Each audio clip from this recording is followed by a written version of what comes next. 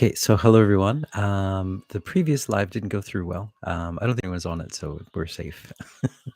Well, it didn't go well. My computer crashed. Um, but yeah, so hello everyone. My name is Jason. I'm a channeler, and I'm here to bring a daily dose of hope. Daily dose of hope, day 56, or no, day 56. I think we're on. Yeah. Um, Let me just check that. So, yeah, daily 56. So nice to meet you and nice to see you again. A daily dose of hope is just that. My guides guided me to come on to give a daily dose of hope as the energies on our planet are starting to um, get wackier and wackier. And so we need as much hope as we can get. And so today I'm going to talk about two things, and hopefully my computer won't crash again. But the two things are the dimensions and also about frequency, how to protect ourselves from frequency. And so I'm going to start with frequency first. Now, um, there are many frequencies on our planet, and there's been a lot of research about what has been going on. You can research it, yeah, on online. There's a lot of really well-versed people that are talking about this, and um, it's another story on our planet. Is the way that I think is the best way to look at it. There is another storyline, a narrative that is going on our planet at this moment, and it is about, yeah, I guess it's about frequency and how there are those that are using frequency to try to rule the world, take over the world. And I just, every time I talk about these things, I'm always reminded of the 007. Um, I haven't watched them all. So I have a friend that's really into 007, and every time I talk about it, he's like, "You don't know anything. Look, this is from this movie." So, if you're a big 007 fan, I'm very sorry. I'm not a huge. I love it, but I'm not like yeah. I don't know a lot about it, so please forgive me. Forgive my ignorance about the 007 franchise. Um, but I do remember that there was this villain who was living in a mountain, and a volcanic mountain, and he had all of these devices that he was going to use to kind of rule the world, and he had all these lasers, and he was going to use them, and he always fails. It always fails because it's just too complex, and because in the end the dark doesn't see the light. The dark is in the light. Sorry, the dark is in the dark, and when you're in the dark, you have a very limited amount of information. You can't see the full picture. And so you're making decisions based on a very narrow path. And if everything works perfectly this way, then it work. And that's usually how they work. If this happens and this happens and this happens and this happens, then the world will be mine. And it's like, you know, okay. um, but so yes, but they're very clever, very, very clever. And so one of the stories on our planet, one of the 007 villain stories on our planet, is that they're going to use frequency, or they have been and they are using frequencies in order to um, take over the world, control us. And it's like that. What is the name of that book? And I'm blanking on it again. It's not The Wind in the Willows. They just made a movie out of it. But in the book, I was talking about it before. But in the book, they were talking about this place. Uh, the There's these three children, and their father gets captured in another dimension, on this other planet. And this other planet's controlled by this uh, mind. It's just like a brain floating in liquid or something like that. And it's kind of like it's almost like a computer, like an AI sort of thing, and it's controlling the whole planet, and everyone has to do everything exactly the way that this being says you do. So, like all the kids, when they go outside, they have to bounce the balls exactly the same time, and then when the bell rings, they all have to run inside the same time. And anyone who falls out of rhythm is taken out of the system and re-educated. And hey, new Earth engineer. Hey, Suzanne. Nice to see you. Excuse the noise outside. I live close to a school, and just like it's, I don't know where everyone gets all their energy. I wish I had all that energy. But so yeah. So Yeah, so that is one of the stories, that there's this frequencies, and they have them around us, and they can use them to make us do things basically and control the world. And so I had heard a few years ago about Atlantis, and if anyone has read this or knows where I got this from, please tell me, because I can't remember where it was. But I was reading about Atlantis and how in Atlantis they had these special fifth dimensional areas that were kind of like flagged off from the rest of the areas, and so um, there were different dimensions existing at the same time. And so if you were of a lower dimension, you couldn't enter that fifth dimensional area. It just, you wouldn't be able to get through it. And so they used to put these flags to mark where the edges of it are.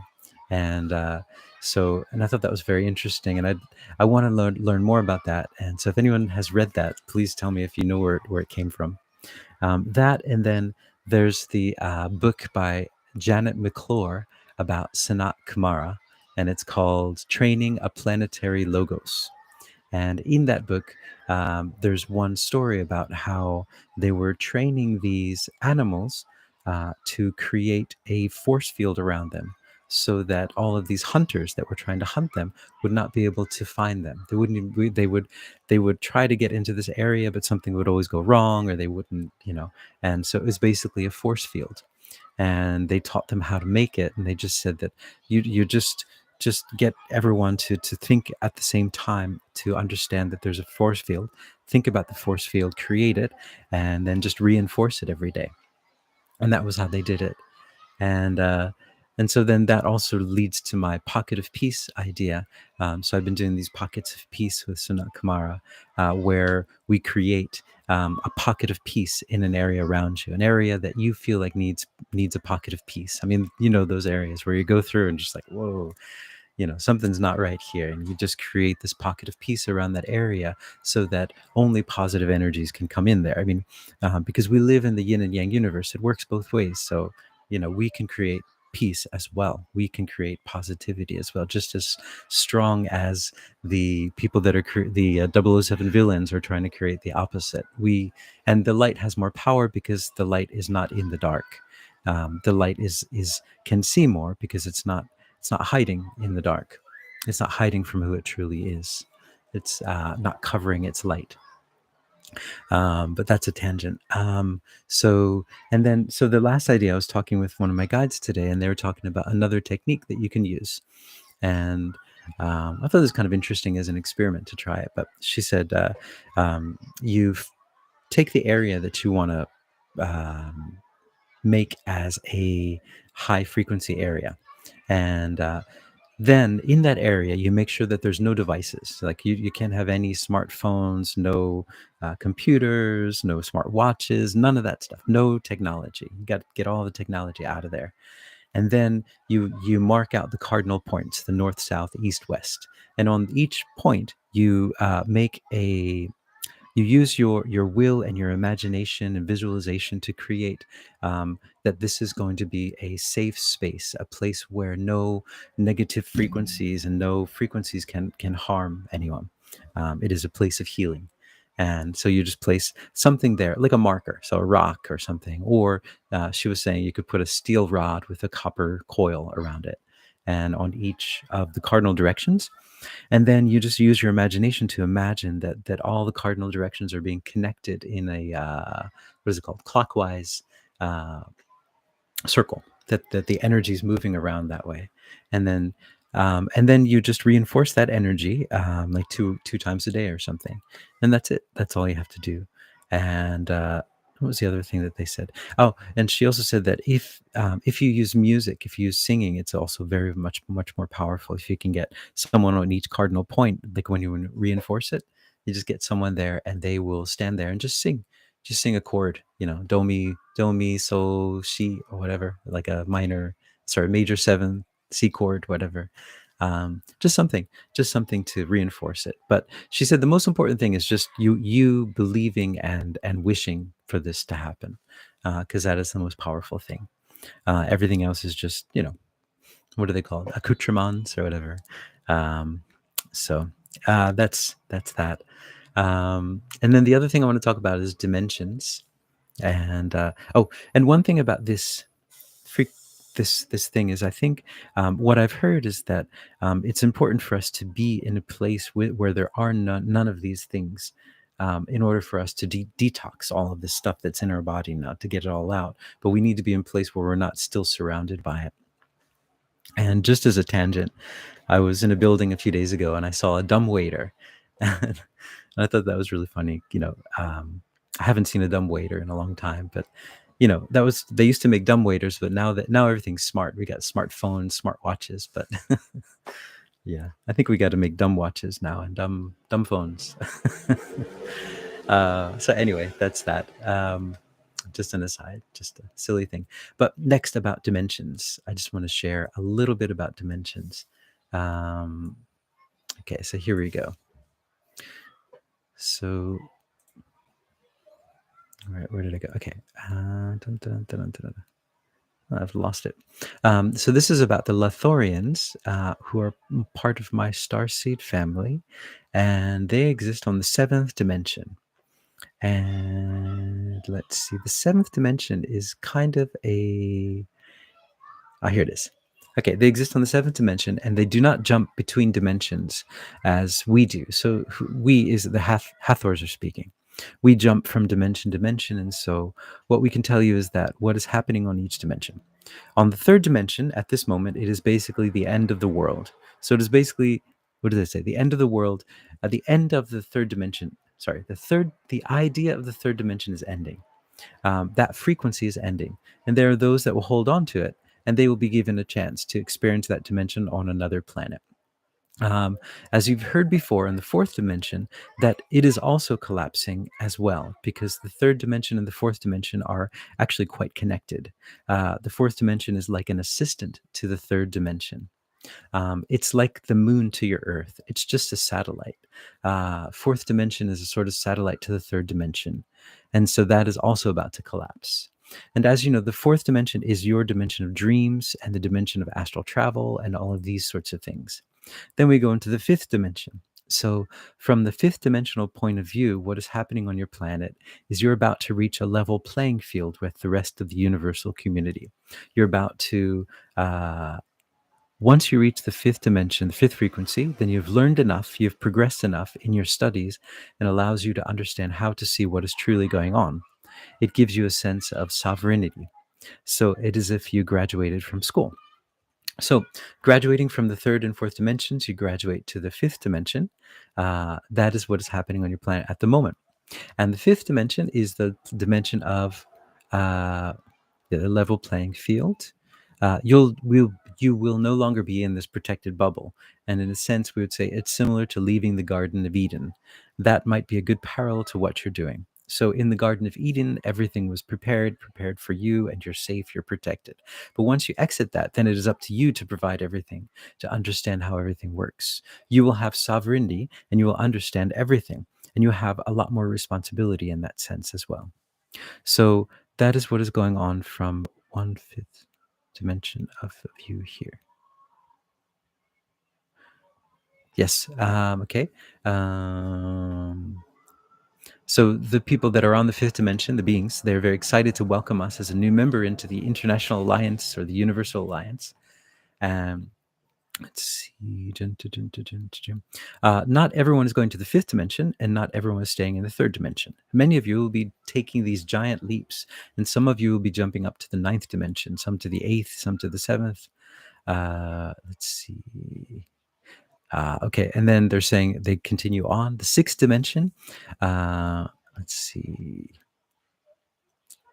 So the sixth dimension is beyond the basic concept of the universe. So the fifth dimension is kind of like a Star Wars idea. And you can travel around the universe, and you're on equal footing with all the different beings of the universe. The sixth dimension, things start to shift. Okay, so they say things start to get a bit wacky in the sixth dimension, coming from a third dimensional perspective. Um, it's just a bit of an expansion beyond the fifth dimension. You've jumped closer to love, but not all the way to perfection yet. And let's see. The shift in the polarity. Oh, so there's a shift in polarity as well. So on the third dimension, the polarity is very extreme, but as you go up, it's a bit of a different type of polarity. Um, and also, since you're getting closer and closer to source, that polarity starts to shift. They said the fifth dimension is a reflection of the third dimension, but there is a more possibility of peace. There's a lot more possibility of peace. Um, let's see. I should really edit this all down and make it a little easier. Let me do that. Not sure. Let me do that. But what they were saying is that um, ninth dimension, yeah. So, and what they're saying, oh yeah, so I'll just share that part. So the seventh dimension is kind of like it's like an octave on a keyboard. You know, you have the do re mi fa sol la ti, right? C D E F G A B, and that's one octave, and then you go up to the next octave up, and you start again from do re mi fa sol la ti do. The seventh dimension is just like that. It's just like a scale. So the scales are based on our dimensional ideas, which is really cool. Makes music so much cooler. But yeah, so then you jump to the next octave, but before you jump to the next octave, you have to master all of the stuff. You have to master do, re, mi, fa, sol, la, ti, do. And again, I think I talked about this before, but we are me, uh, which sounds funny, but we are do, re, mi. We are E. You know, we're the third step on the scale, and so yeah, so the third dimension.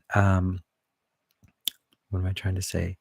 Yeah. Okay. And then the other thing I want to say is third and fourth dimensions are connected. And so once you get past the seventh, it's the eighth and the ninth dimension are kind of a graduation place. You know, you're in the new octave and everything's just wonderful.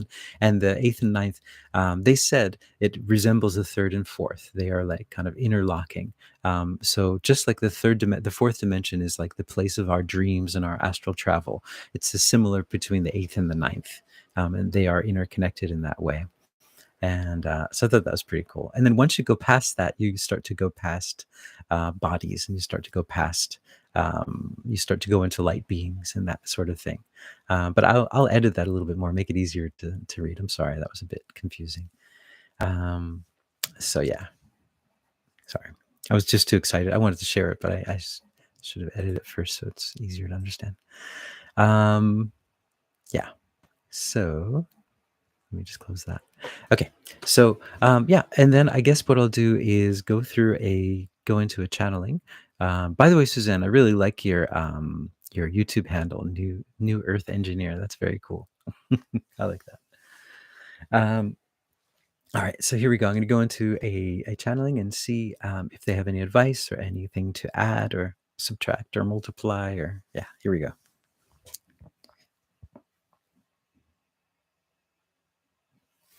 Greetings, we are that one that you know of as Sanatkumara, and we're here, and we're here, and we're here.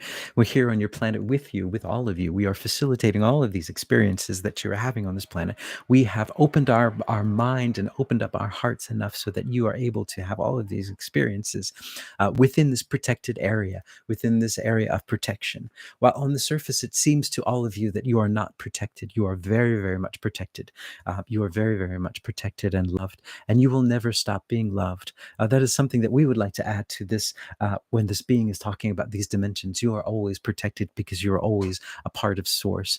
And when you remember that, then you are always protected. When you remember that you have never left your home with source, that you have never left, that you, all of these different projections that you're going through, all of these scales, these frequencies that you're going through are, while on one sense they are real, but they are not real in the sense that they are not you, in that sense that you are always home, and that these are in a sense projections and extensions, and in that sense they are real. But in the real sense of the word, that you are pure love, they are not real, because you are pure love, making yourself smaller to fit into these different places, these different dimensions, to have these experiences. So it is you, but in a sense it's not a true representation of who you truly are. And that is what we want to say about that.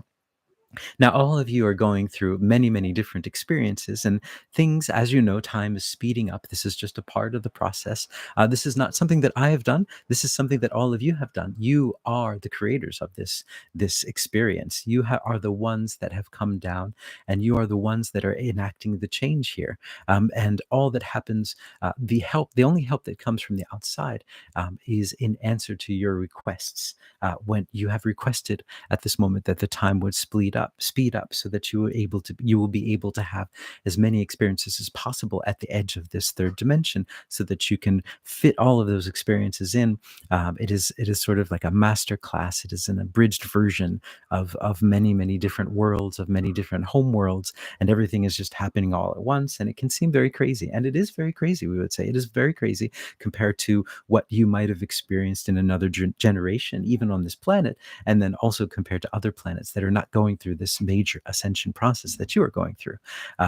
Yes, it is upside down world. Everything is going upside down, and it is crazy, and it is wild, and it is real, and it is just many, many stories, and you're just going through many, many different stories. It's as if you are binge watching uh, universal stories, and they're all happening at the same time, and all of the plots are a little bit different. So when they intertwine, things start to get very wacky and start to get very confusing. Wacky, to coin a term that this being seems to love very much.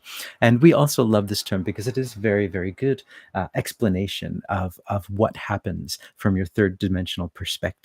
Now, from a higher perspective, we don't really necessarily see it as wacky because we see how everything is fitting together. But from your perspective, since you can't see the things, the interlocking parts, it seems as if things are just coming out of nowhere.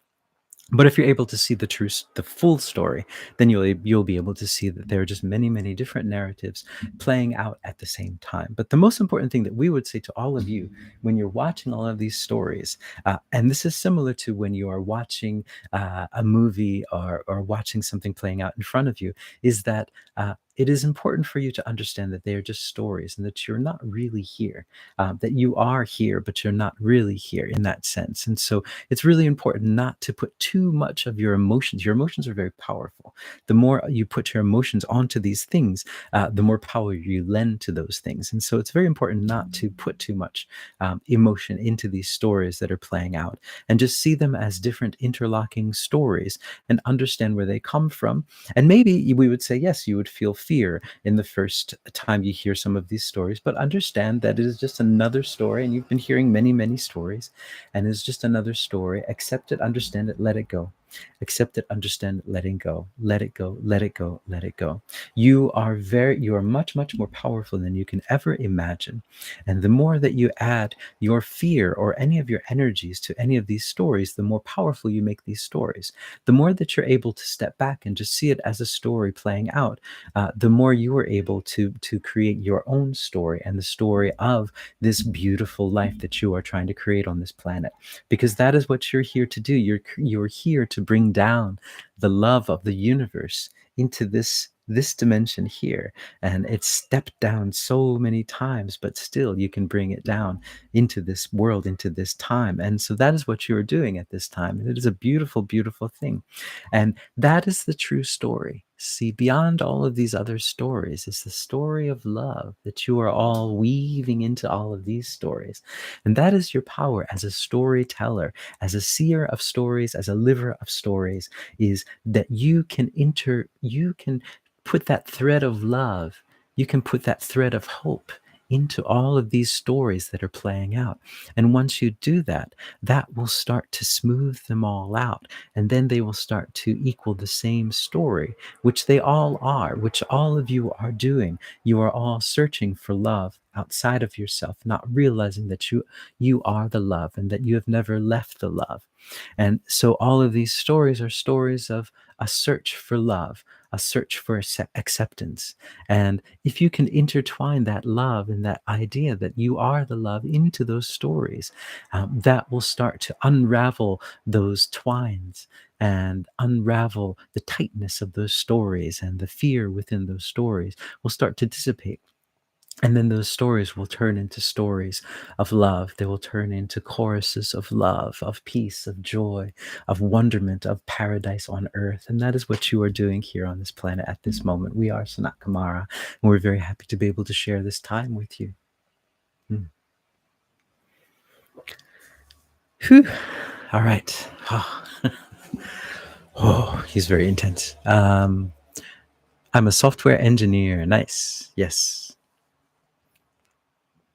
And Rabbi Jomo, thank you. Yeah, thank you, Rabbi Jomo. Yeah. Yeah, that was very intense. Yeah, so similar to like a software engineer, it's the same idea, right? We're just creating, we just weave our stories within lines of code, like the matrix lines of codes. We're just weaving stories, and yeah, weaving the hope in. I guess that's what it is. The daily dose of hope is about weaving hope into the stories of the world.